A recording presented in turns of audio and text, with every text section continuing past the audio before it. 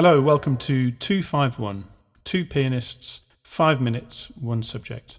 My name's Nick Tomlin. And I'm Simon Whiteside, and today we're asking the question, did Charlie Parker play the bebop scale? Well, if we're going to ask that question, we need to know what the bebop scale is. And it's quite a contentious issue, I suppose. Lots of people discuss this, lots of my jazz friends and have talked about it. First of all, I'm going to give you the two scales which I think would be described as bebop scales. First, the bebop dominant, and the sixth diminished scale, which is a major scale with an alteration.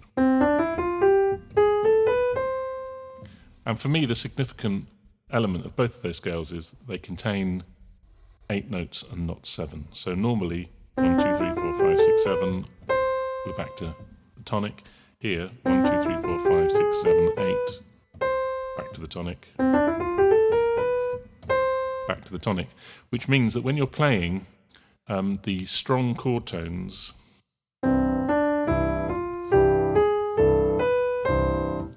end up on the beats, which I think is probably the organic reason for them developing.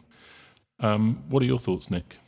Yeah, I think you're right. I think that's really where it comes from. And I think what's important is what you said at the end there, that it was kind of an organic development. It wasn't that one day in 1943, Charlie Parker sat down and invented this scale. I mean, it came from them playing and experimenting and trying things out.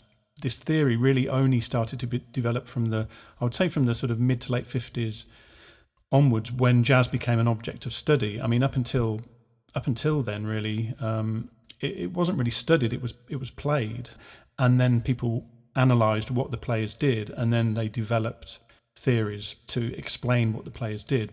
And I think also that's why, as you said at the beginning, there's so many controversies within jazz theory about how to describe things, because that scale has also been described by Barry Harris as he calls it a sixth diminished scale. It's the same scale as a bebop scale, but he calls it something else, and he applies it in a slightly different way.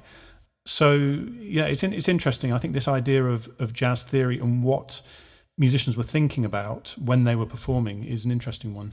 Certainly it's about practicing and the ability to put into practice on the bandstand things. And I think that kind of symmetrical number helps a great deal. But you were talking also earlier about enclosure, weren't you?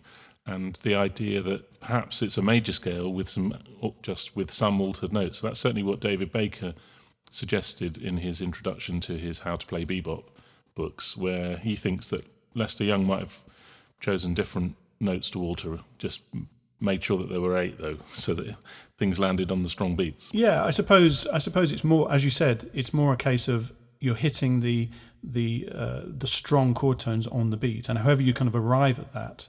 There's different ways you can arrive at that. You can do, different ways of enclosing the chord tone or approaching the chord tone. But I mean, personally speaking, when I play or attempt to play bebop, that's more what I'm thinking of. I don't really think in terms of bebop scales, really. I think more in terms of enclosure, to be honest. Yeah, I think for me, when I see a 7, I do automatically think of putting the natural, the major 7, yeah. And also, I suppose, in the turning, those sorts of things where you turn around that. But then, of course, you do have the that sort of. I mean, that wasn't from the bebop scale. No, I didn't play the normal bebop alteration. And I mean, you could play a solo using the bebop scale, and it wouldn't sound anything like bebop. So it really comes also down to how you use it, and you have to use it in the right sort of way. Yeah, and I think really Charlie Parker's language. He was influential, wasn't he? So people developed hugely from his playing, and copied him because it was good, and it sounded great. Well, that's enough from us today. From me, Simon Whiteside, goodbye. And from me, Nick Tomlin, goodbye.